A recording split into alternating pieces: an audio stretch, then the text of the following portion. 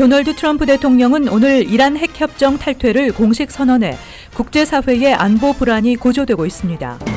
미 국민의 51%가 트럼프 대통령의 대북 정책에 찬성하고 있는 것으로 나타났습니다. 미립국 불법 이민자들에게 무관용 원칙이 적용되고 있는 가운데 국경에서 미립국하는 수천의 가족이 생이별하게 될 것으로 우려되고 있습니다. 체인 레스토랑의 메뉴 칼로리 표기 의무화가 미 전역에서 시행됩니다. 투표율이 낮은 뉴욕주 유권자가 투표에 참여하지 않는 가장 큰 이유는 바쁘기 때문인 것으로 나타났습니다. 이상은 이 시각 주요 뉴스입니다. 시청자 여러분 안녕하십니까? KBN 뉴스입니다. 도널드 트럼프 대통령은 오늘 이란 핵협정 탈퇴를 공식 선언했습니다. 3년 전 협정에 공동 서명했던 유럽 동맹국들과 이란은 일제히 반발했고 국제사회의 안보 불안이 고조되고 있습니다. 북한 비핵화를 다룰 북미 정상회담을 앞둔 한반도 상황에도 영향을 미칠 것으로 보입니다. 보도에 지한샘 기자입니다. 트럼프 대통령은 오늘 오후 백악관에서 기자회견을 열어 이란 핵협정은 일방적이며 재앙적이고 끔찍한 협상으로 애초 체결되지 말았어야 한다면서 협정에서 탈퇴할 것이라고 말했습니다. 트럼프 대통령은 이란이 핵 프로그램에 대해 거짓말을 했다는 명백한 증거가 있다면서 이 협정으로는 이란 핵폭탄을 막을 수가 없다고 탈퇴 배경을 설명했습니다. 트럼프 대통령은 대이란 제재를 다시 시작하는 대통령 각서에 서명을 할 것이라고 밝히고 강도 높은 경제 제재를 시작할 것이라고 말했습니다. 이란 핵협정은 버락 오바마 대통령 시절인 2015년 7월 미국, 영국, 프랑스, 독일, 러시아, 중국 등 6개국과 이란 사이에 체결된 것으로 이란은 핵 개발을 포기하고 6개국은 이란 경제 제재를 해제하는 내용을 담고 있습니다.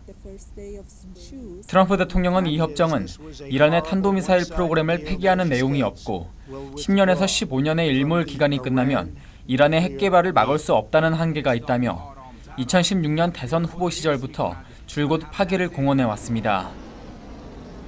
KBN 뉴스 지한샘입니다. 미 국민의 51%가 트럼프 대통령의 대북 정책에 찬성하고 있는 것으로 나타났습니다.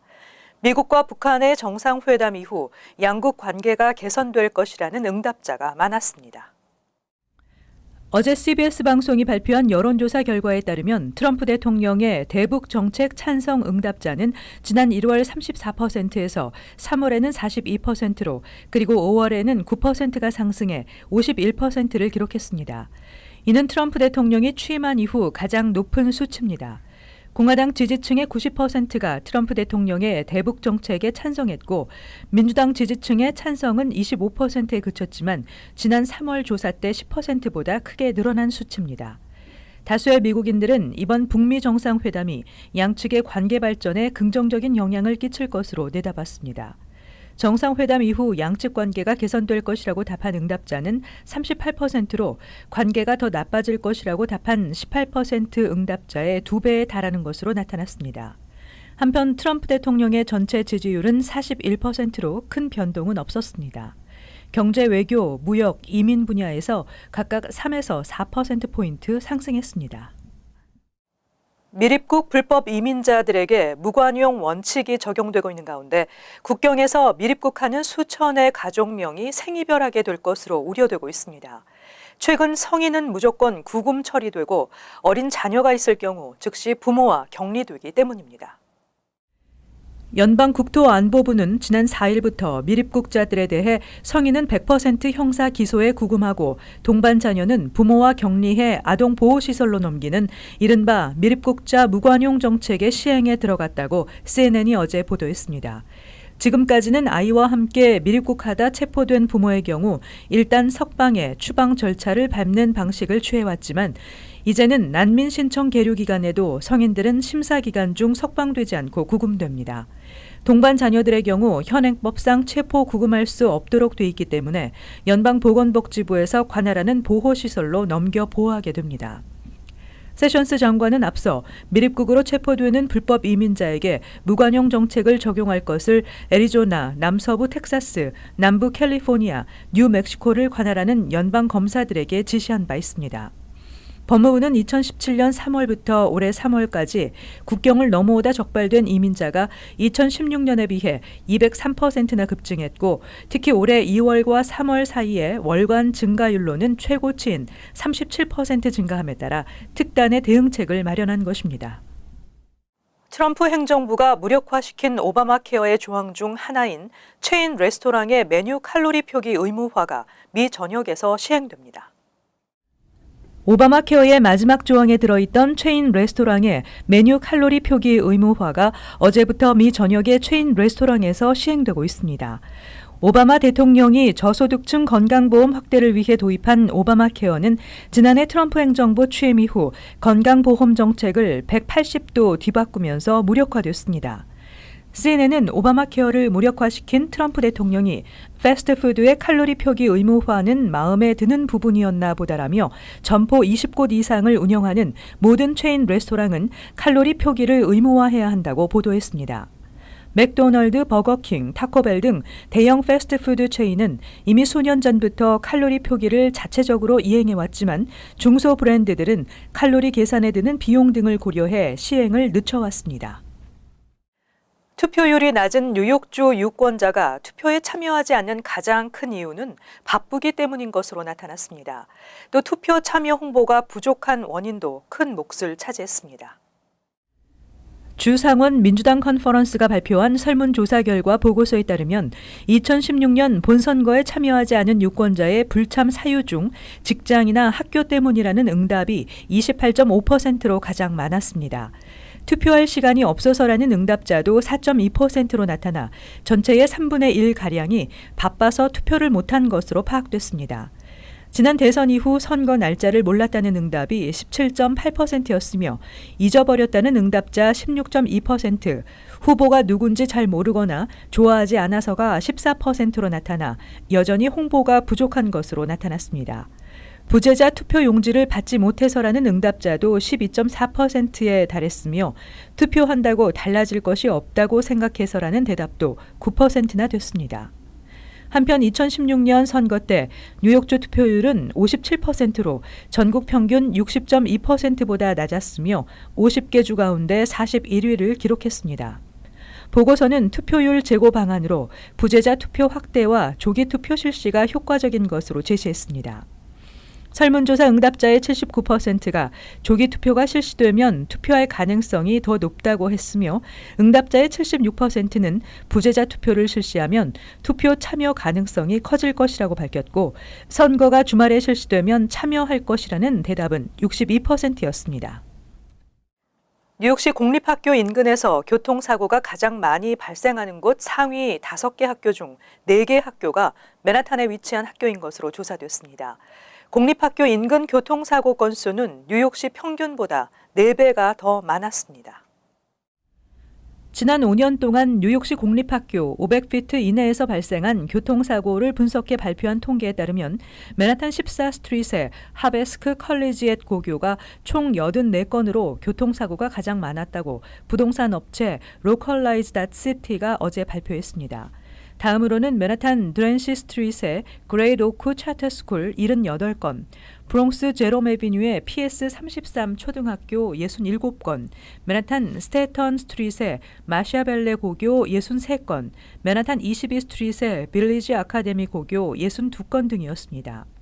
로컬라이즈닷시티는 공립학교 500피트 이내에서 발생하는 평균 교통사고 건수가 뉴욕시 평균보다 4배가 더 많다고 밝혔습니다. 로컬라이즈닷시티 측은 이에 대해 학부모들에게 보다 많은 주의를 당부하며 학교 주변 교통사고를 예방하기 위해 과속 단속 카메라를 더 많이 설치해야 한다고 주장했습니다. 한편 뉴욕시는 과속 단속 카메라가 140개로 제한돼 있습니다. 이에 대해 뉴욕시 교통국은 올해 학교 주변에 교통안전요원 600명을 추가로 배치하는 등 안전을 강화하고 있다며 학생들의 안전을 최우선 과제로 삼고 정책을 펼치고 있다고 강조했습니다. 찰스 슈머 연방 상원의원이 향과 맛이 나는 전자담배 제품들의 전면 금지를 촉구했습니다. 향미 전자담배가 최근 중고등학생들의 전자담배 이용 급증의 주 원인으로 지목되고 있습니다. 슈머 의원은 기자회견을 갖고 과일 향이나 캔디 맛 등 청소년들이 좋아하는 향과 맛이 나는 전자담배 제품을 금지하도록 연방식약청에 촉구했습니다. 최근 USB 드라이브와 유사하게 생긴 전자담배 줄이 청소년 사이에서 선풍적인 인기를 끌면서 청소년 전자담배 사용 인구가 급증한 것으로 알려졌습니다. 특히 줄은 소지가 쉽고 부모나 교사에게 적발될 가능성이 낮아 중고등학생들이 학교에서도 사용하는 등 남용이 심각한 수준으로 알려졌습니다. 한 개의 줄에는 일반 담배 한 갑과 동일한 양의 니코틴이 포함되어 있으며 발암물질인 포름알데히드도 다량 함유되어 있습니다. 슈머 의원에 따르면 전자담배 제조업체들이 청소년들이 좋아하는 다양한 과일 향이나 캔디, 쿠키 맛 제품을 출시하면서 확산 속도가 빨라졌다며 연방질병통제예방센터 조사에서는 12세에서 17세 전자담배 사용 청소년 10명 중 8명 이상이 향미가 있는 제품을 사용하고 있는 것으로 나타났습니다. 또 전체 고교생의 일반 담배 흡연율은 8%로 비교적 낮았지만 뉴욕주 고교생 5명 중 1명 이상이 지난 1년 내에 전자담배를 사용한 적이 있는 것으로 조사됐습니다. 전국에서 가장 많은 재산세를 내고 있는 뉴저지 주민들이 올해부터 시행되는 소득공제 제한으로 부담이 가중되고 있는데요. 재산세를 기부금 형태로 납부할 수 있도록 하는 방안이 뉴저지주에서 발효됐는데 국세청의 인정을 받을 수 있을지 주목되고 있습니다. 필 머피 주지사는 올해부터 소득공제가 제한되는 재산세를 기부금으로 전환하는 내용의 법안에 최종 서명했습니다. 이 법안은 재산세를 카운티, 타운 등 지방정부나 학군이 설립한 특수 기부금 펀드의 기부금 형태로 낼 수 있도록 해 세금 혜택 축소를 상쇄하는 내용입니다. 올해부터 시행되는 새 연방세법은 개인소득세 신고 시 그동안 제한 없이 허용해온 주 로컬 정부 납부세액의 공제를 최대 $10,000까지만 허용하도록 제한했습니다.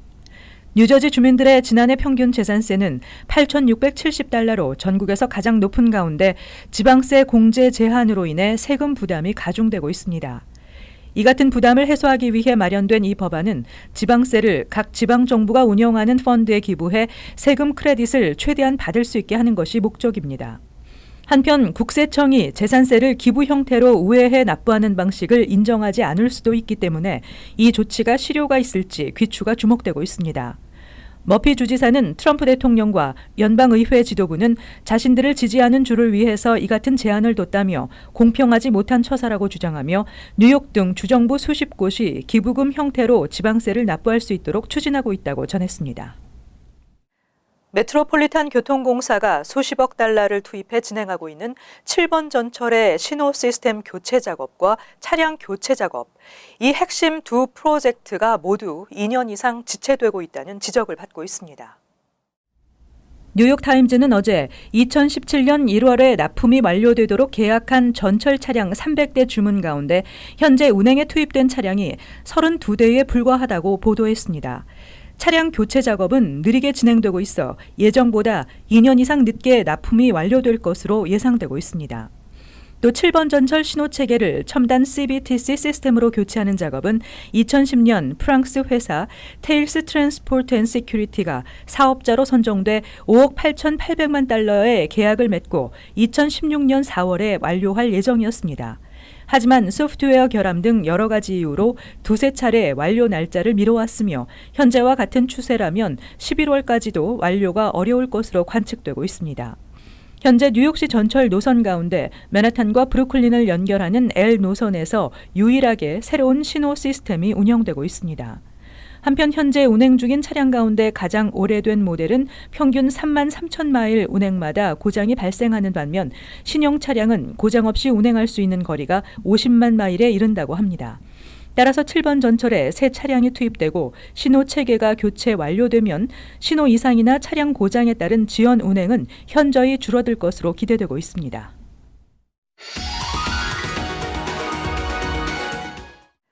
이어서 LA 지역 한인사회 소식입니다. LA 한인타운 노숙자 쉘터 추진과 관련한 한인들의 반발과 관련해 한인단체들이 오늘 긴급 대책 회의를 가졌습니다.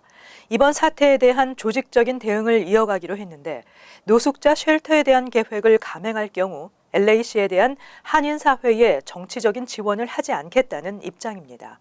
여준호 기자의 보도입니다. LA 한인타운 노숙자 쉘터 추진 논란에 한인단체들이 집단 대응에 나섰습니다.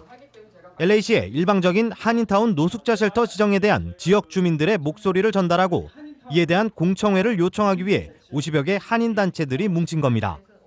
우선 한인단체들은 이번 사태에 대한 대책위원회를 구성하고 LA시의 쉘터 구역의 정확한 검증과 대책을 요구하는 등 조직적인 대응에 나선다는 계획입니다.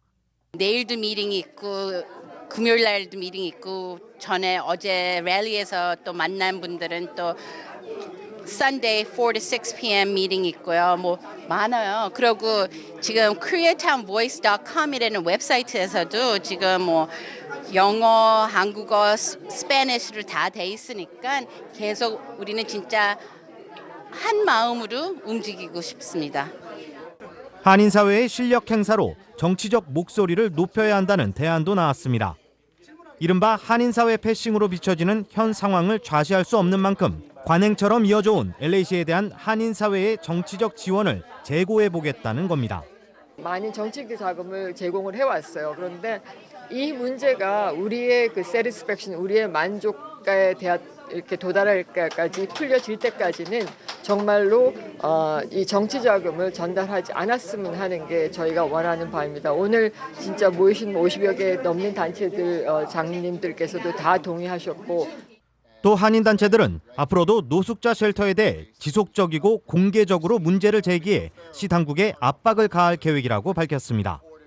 한편 일부 한인단체 관계자들은 LA시를 지역구로 하고 있는 한인 정치인들이 이번 논란에 대해 소극적 태도를 보이고 있다며 공개적으로 나서야 한다고 지적했습니다. MBC 뉴스 여준호입니다. 한편 어제 LA 한인타운에서는 LA시의 노숙자 쉘터 계획을 반대하는 대규모 시위가 열렸습니다.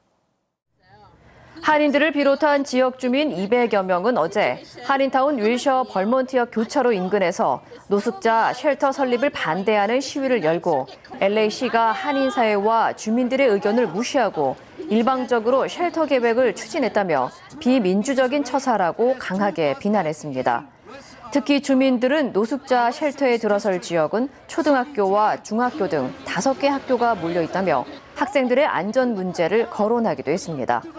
한편 일부 한인들은 앞서 LA시의 노숙자 쉘터 설립 기자회견에 참석한 로라 전 LA 한인 회장을 강하게 비난하며 언성을 높이기도 했습니다. 이어서 간추린 소식입니다. 미투 운동을 촉발시킨 헐리우드 거물 제작자 하비 와인스타인을 수사했던 에릭 슈나이더맨 뉴욕주 검찰총장이 성학대 추문에 휩싸였습니다. 슈나이더맨 검찰총장과 연인 사이였다고 주장하는 여성 4명은 어제 뉴요커와의 인터뷰에서 슈나이더맨 검찰총장의 성학대를 주장했으며 이 중 2명의 여성은 슈나이더맨 총장으로부터 맞아 병원에서 치료까지 받았다고 주장했습니다. 어제 새벽 4시쯤 텍사스의 한인 교수인 이현섭 씨가 부인 김윤덕 씨를 총으로 쏴 살해하고 집에 불을 지른 뒤 본인도 스스로 총으로 쏴 자살했다고 NBC 방송이 보도했습니다. 5살 된 딸은 집 앞 드라이브웨이에 주차돼 있던 차 안에서 무사히 발견됐습니다. 부인 김 씨는 텍사스 A&M 상경대의 엔지니어링 부교수이며 남편 이 씨는 루이지애나주의 그램블링 대학교에서 부교수로 근무해왔습니다. 이번 달 졸업을 앞둔 컬럼비아 예술대학원생들이 노후화한 학교 시설과 유명 교수진 부재 등으로 적절한 교육을 받지 못했다며 이번 학년도 등록금 반환을 요구하고 있다고 월스트리트저널이 보도했습니다. 학생들은 특히 스튜디오에 물이 범람하고 천장이 붕괴돼 작품들이 손상되는 등 학교 측의 관리 소홀을 지적하며 등록금을 되돌려줘야 한다고 주장하고 있습니다. MTA는 보수공사를 위해 7일부터 10월 초까지 B와 C 전철 노선이 지나는 맨하탄 72 스트리트 역을 일시 폐쇄한다고 밝혔습니다. 이에 따라 B와 C 전철을 이용해 72 스트리트 역을 이용하던 승객들은 81가 또는 59가에서 하차한 뒤 1번 전철로 갈아탄 뒤 72 스트리트 역으로 가야 합니다. MTA는 보수 공사 기간 동안 플랫폼과 계단, 벽 등을 보수하고 감시 카메라와 LED 조명 등을 새로 설치합니다. 계속해서 환율과 증권 소식입니다.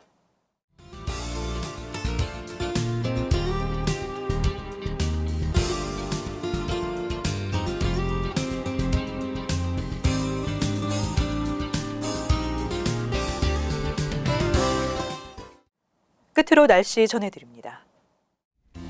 수요일은 맑고 화창한 날씨가 예상되며 낮 최고 기온은 75도, 섭씨 영상 24도, 밤 최저 기온은 56도, 섭씨 영상 13도. 목요일은 대체로 맑겠습니다. 금요일 역시 맑고 화창한 날씨 예상됩니다. 이상으로 KBN 뉴스를 마칩니다. 시청해주신 여러분 고맙습니다.